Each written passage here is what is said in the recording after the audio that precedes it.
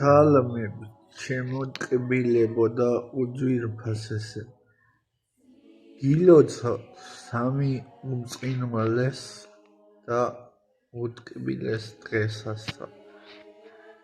პირველი წმინდა სპირიდონ ტრიმუფუნდელის ხსენებას. ასევე არის წმინდა ივანე ზედაზნელის ხსენება და ასევე არის ჩვენი უტკბილესი უწმინდესი პატრიარქის ილია მეორის ინტრონიზაციის ხსენების დღე.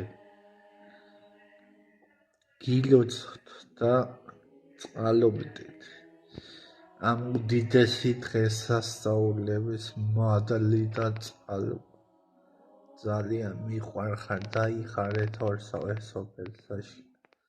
ასევე მინდა მიულოცო ჩვენ სიყვარულის პატრიარქს ეს დღესასწაულები. მადლობა.